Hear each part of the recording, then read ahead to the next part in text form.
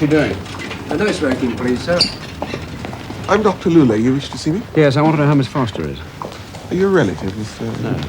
Superintendent Harvey, Scotland Yard. Oh, I'm sorry. The nurse never told me. She's going to be all right, Superintendent. It's just a little wound, and she's had a few stitches, but I'm sure she'll be all right in 3 or 4 days' time. Good. Could I stay around and have a word, sir? Well, I'd rather you didn't now. Tomorrow afternoon, perhaps.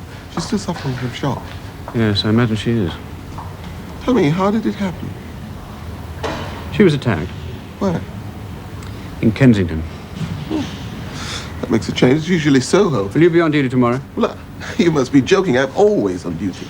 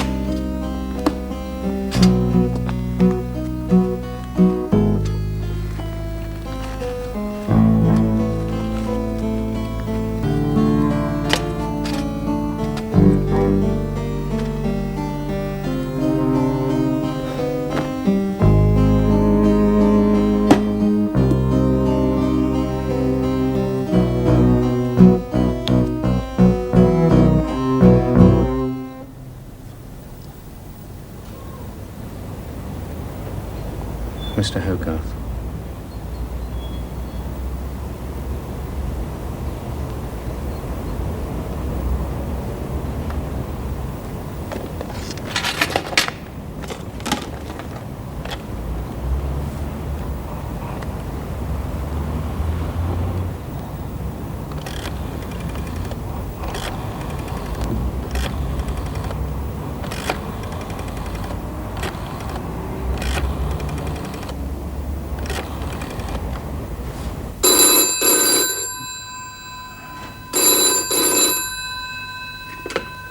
Hello. Oh, what number are you? Who is it you want? Are you 876-0295? Yeah. I was a telephone engineer here, sir. Your number's been reported as being out of order. Well, there's nothing wrong with this line. You got through all right. Oh, I think it must be some mistake. What is the subscriber's name? I am the subscriber, Mr. Walter Randall. Sorry you've been in trouble.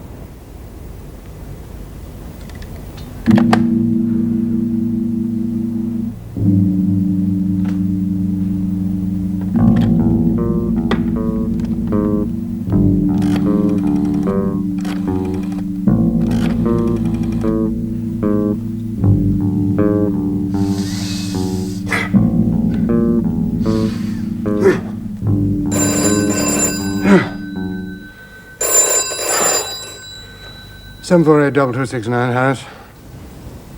Harris? Superintendent Harris? Yes, that's right. Is that you? That you, Harvey? Yes. I thought I recognized your voice. Look, what is it you want? If it's not important, can I ring you back? Well, I just wondered how you made out at the camera shop. Oh, well, I had a word with Naylor, and according to him, the lab made a mistake. I'm not too sure about our friend Naylor. Look, do you mind if we talk about this some other time? Are you all right? Yes, I'm fine. Sinclair knows all about it. Okay, Harris. We'll be in touch.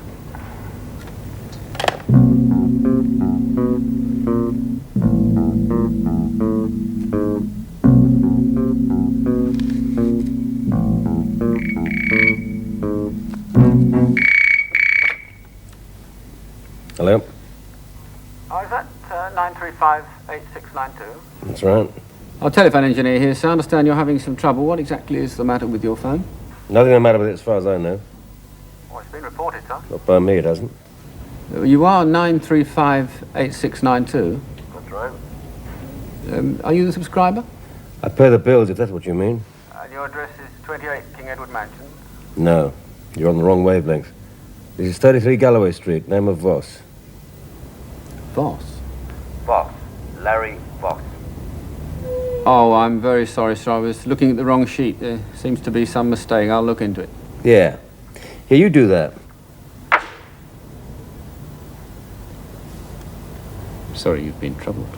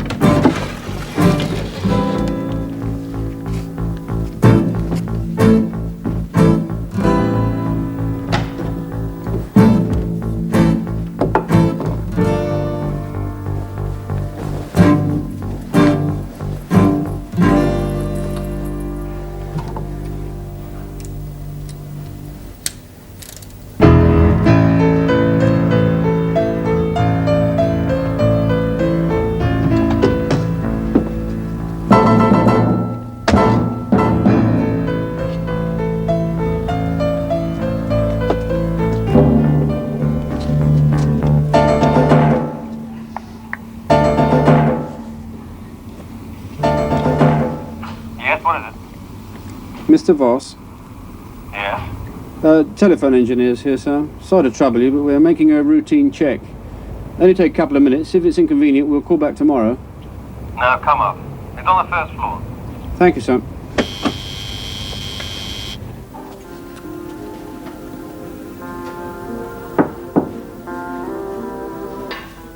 Come in, Harvey.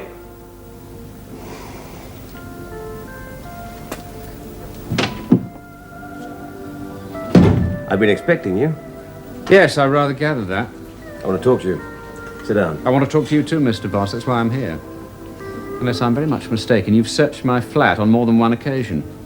Why? Can't you guess why? No, I can't. Can't you? I find that very difficult to believe. But since I failed to find what I was after, I'll give you the benefit of the doubt. However, we'll talk about that some other time. Right now, I want to know about Jill Foster. What happened when you picked her up? You know what happened, you bastard. We went back to my place. You were there. You stuck a knife in the poor girl. I mean, before that, what happened in the car? Nothing. I want to know what happened in the car. What did she tell you? Oh, we talked about the firm she worked for most of the time. Oh, come to think of it, she did make an oblique reference to somebody called Harris. Well, the only Harris I could think of was Superintendent Harris, a colleague of mine. But I doubt very much whether she was referring to him. I don't believe you. Oh, well, that's up to you. I don't believe a bloody word you've said. It's a matter of complete indifference to me whether you believe me or not.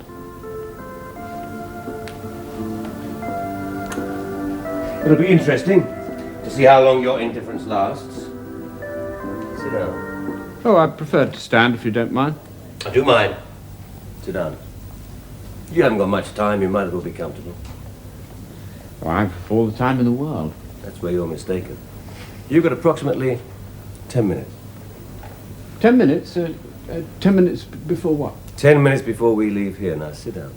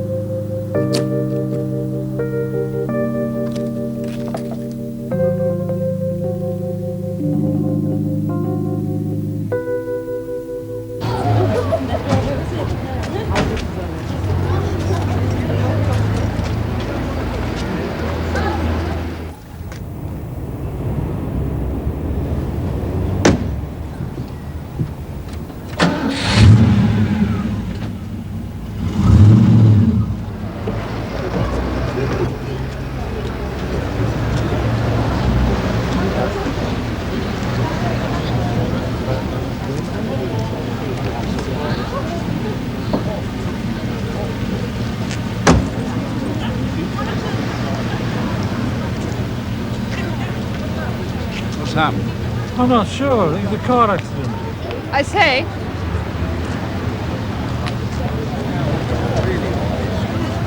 I just thought you'd like to know that it wasn't an accident. A man has been shot. His name was Larry Voss.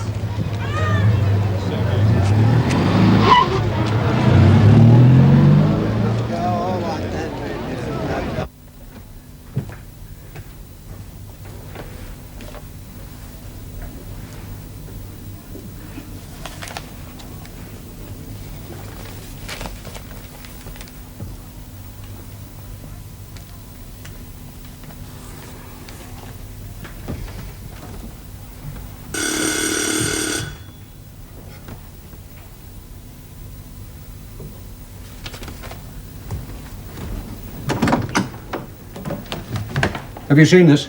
Yes, I've just been reading it. What the devil does it mean? Well, if you've read it, you know what it means. So you did have lunch with this girl yesterday? No, I didn't. Well, what the hell happened? Look, take it easy, Bert. I've every intention of telling you what happened.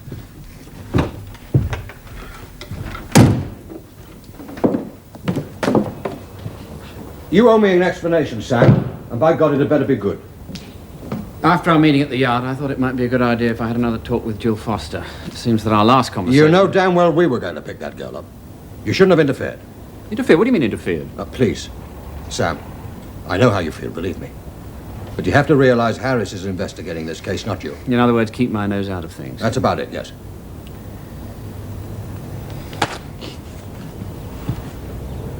Now, come on. Tell us what happened yesterday. I was in a taxi on my way to Bradford Brothers when I saw Jill Foster. I jumped out of the taxi and I persuaded her to come back here.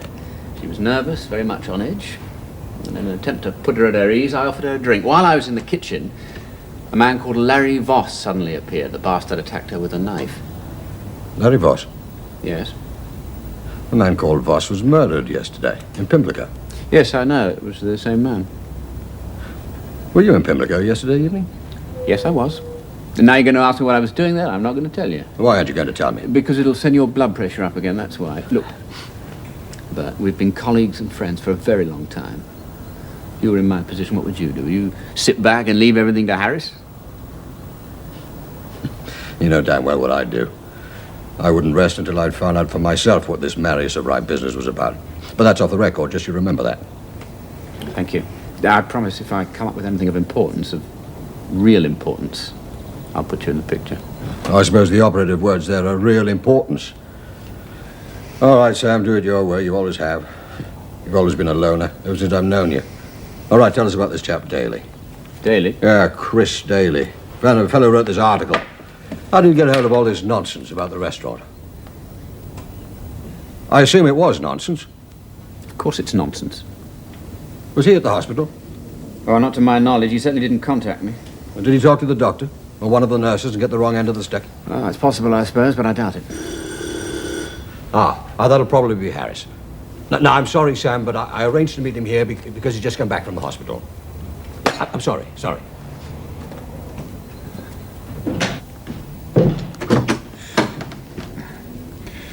Is Sinclair here? Yes. Having trouble with your laces? Yes. It broke. You should wear slip-ons. I don't like them. I've got a high instep. What's the news? How is she? Pretty fair, I'm afraid, sir. What did she say? Well, she said that Harvey picked her up and forced her to come back here. He questioned her, and when she refused to answer his questions, he offered her a drink. That is not strictly true. Well, it's true as far as I'm concerned. That's what she told me. Well, go on, Harris. Go on. Yeah, what else did she say? Nothing else, that's all. Didn't you ask her what happened? Didn't you ask her who it was that attacked her? Well, of course I did, sir. She said she didn't see who attacked her. She just doesn't remember anything about it at all. We know who attacked her. It was a man called Voss. Voss? Larry Voss? Do you know him? Yes, I know Voss. An ex-helicopter pilot got thrown out of the service for... No, but if this is true, why haven't we picked him up? He's dead. He was murdered. Voss? Murdered? He was shot yesterday evening in Pimlico. I didn't know that. Why did you say it was Voss who attacked Jill Foster? Did you see him? No, but you can take my word for it. Well, I'm not prepared to take your word for it. I want facts. The facts are that, unbeknown to me, Larry Voss was here in this flat when we arrived. While I was in the kitchen getting some ice, he attacked the girl with a knife. But you didn't see him? Yeah, I've already told you I didn't. You know, Harvey, I'm not too happy about all this. Oh, well, that makes two of us. Look, in the first place, you shouldn't have picked that girl up and brought her back here. And in the second place... Harris, you're right. You're absolutely right. It's very remiss of me. I apologize. I apologize profusely. It won't happen again, I assure you. Well, since Voss is dead and the girl is in hospital, I fail to see how it could happen again. Well, Sam has apologized, Harris. Let's leave it at that, shall we? Right, sir. Mr. Harvey? Yes. Oh, Sam, this is Margaret Randall. Morning. I hope I'm not disturbing you. No. As a matter of fact, you've just caught me. I was on my way out. Oh, I don't suppose you're coming down here by any chance? Oh, no, I wasn't. It's just that... Well, I was reading about yesterday, about what happened to that girl.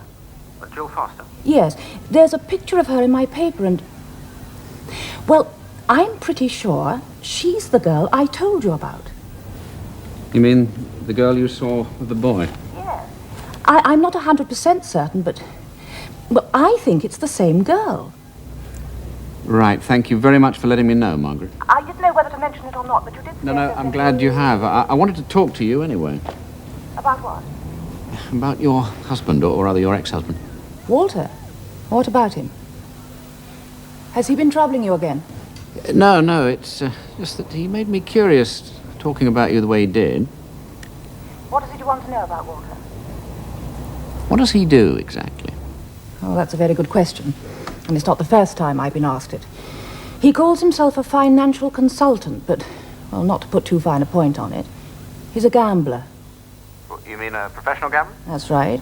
Baccarat, roulette, poker, horses, dogs, the lot. You name it, he plays it. Well. Appearances can be deceptive after all. It certainly can be as far as Walter is concerned. Well, I imagine if he's a professional gambler, he's lucky. Most of the time, at any rate. He's lucky all of the time. And as mean as hell. Right, well, thanks for calling, Margaret. I should be popping down to Guildford in the next 2 or 3 days. I look forward to seeing you. Everything all right at Pennymore? Yes, seems to be. Well, thanks again. Bye.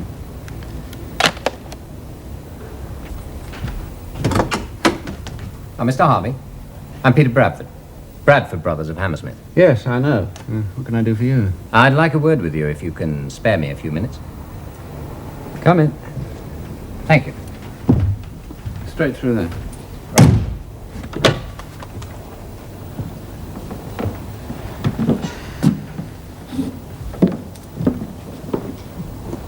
I imagine you've seen the papers, or rather, the paper. Yes, I have.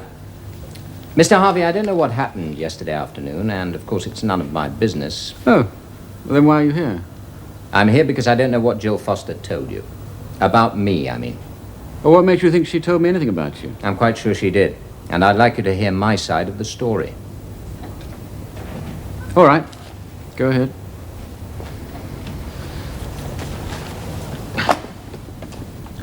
No, thanks. Jill Foster is a very attractive girl. And for some time now, I've been trying to, well, I don't like to boast, Mr. Harvey, but frankly, I don't normally have a problem. I'm sorry, Mr. Bradford, but I do like a story to have a beginning, a middle, and an end. All right. About a week ago, I received an anonymous letter telling me that Jill Foster had not only forged her references to me, but she had, in fact, once been arrested for shoplifting. I questioned Jill about it, and she admitted it was true. Well, I told her I didn't want to be difficult. She was good at her job, and providing we got along well together, I could see... I get the message. Right. Well, yesterday she came to see me again. She told me she was once again in trouble with the police, and she asked me to help her. In what way? She said she wanted to go into hiding for 4 or 5 days. Now, she knew I had a cottage in the country. I'd often spoken about it. So she arranged to meet me there. She said she'd be there by 8 o'clock. I waited until midnight, and she didn't show up. And that is the whole story, as far as I'm concerned. The beginning, the middle, and the end.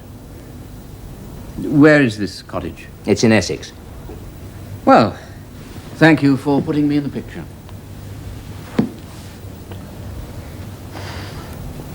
Oh, Mr. Bradford, when I last saw you, I questioned you about your clients. Yes, you asked me if a man called Hogarth was a client of ours, and I said he wasn't. That's right. Do you keep a record of clients? Well, regular ones, yes, but I know most of them. By name, anyway. Why? Is Walter Randall a client of yours? Walter Randall? I don't think so. Although the name... Wait a minute. Distinguished-looking chap, well-dressed, dry sense of humour. Yes, that's Randall. Well, he's not a client, but strangely enough, I've met him. Where? At the Leopard Club. About a week ago. He was playing roulette, and he was winning.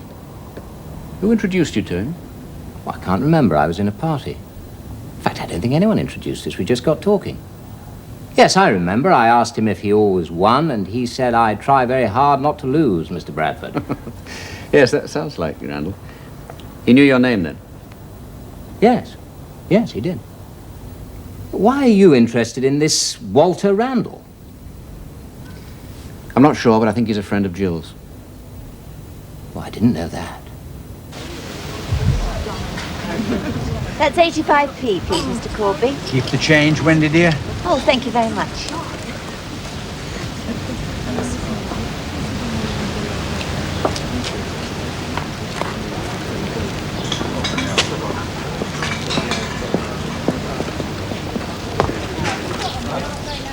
Oh, hello. Hello, Mr. Corby. How are you? I'm fine, thank you. Didn't expect to find you in this part of the world. And I didn't expect to find you either. Oh, Wendy's an old friend of mine. There's a sale room round the corner, and I do business with them. Rather, I try to do business with them. Difficult people. Is there any news? News? About my film? Oh, yes. Superintendent Harris has been making inquiries. You'll be hearing from him. Well, if ever you want anything in the furniture line, give me a buzz.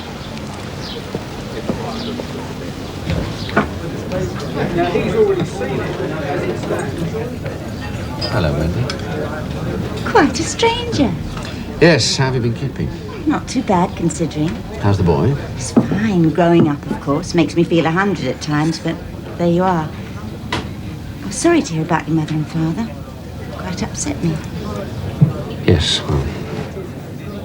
Well, what could I get you, sir? Usual? Tomato juice? I'll have a gin and tonic. My word, we are living it up.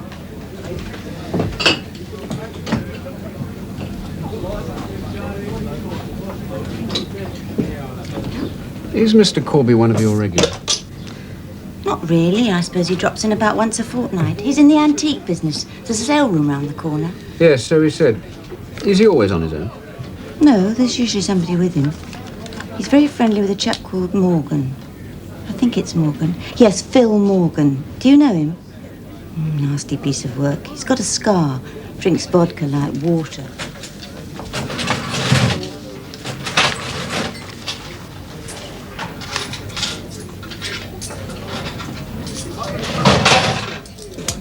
Thanks. Have you seen this morning's Daily Express? By the time I've got his lordship off to school, done the washing up, put my mask on, there's hardly time to turn around, never mind look at a newspaper.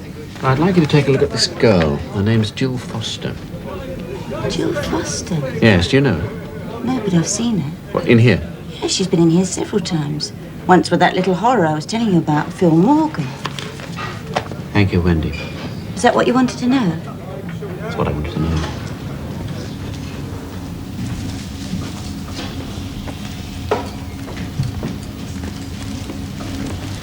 Good afternoon, Miss Jill Foster, South Ward, please. Miss Foster, star 7. Oh, hello, Thank Superintendent. How nice to see you again. How are you this afternoon? I'm fine. How's Miss Foster? Well, she wasn't feeling too well first thing this morning, but I'm glad to say she's much better this afternoon. Yeah. You'd like to see her? If that's possible, thank you, Doctor. Oh, there's someone with her at the moment. What, a visitor? Yes, a girlfriend. If you don't mind waiting 5 or 10 minutes... No, I'm no, sure- of course not. Shall I get someone to take that off your hands? Please. This is her handbag. Oh, I see she gets it. You get some because... Yes, of course. Certainly. Nurse, you take that to Miss Foster, star 7, please. Also her handbag.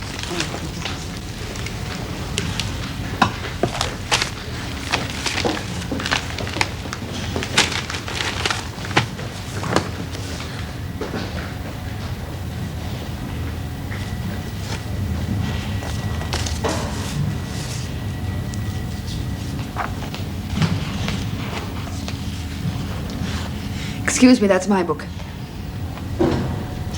Your book? Yes, I left it here. Oh. Thank you. I saw you last night in Pimlico. You spoke to me. That's right. Perhaps I should introduce myself, Mr. Harvey. My name's Chris Daly. Chris Daly. Then you wrote that article, the one about Jill Foster. Jill's a friend of mine. By sheer coincidence, I was passing the hospital when the ambulance arrived. I could hardly believe it when one of the nurses told me that it was Jill. And last night, was that a coincidence? Well, what do you mean?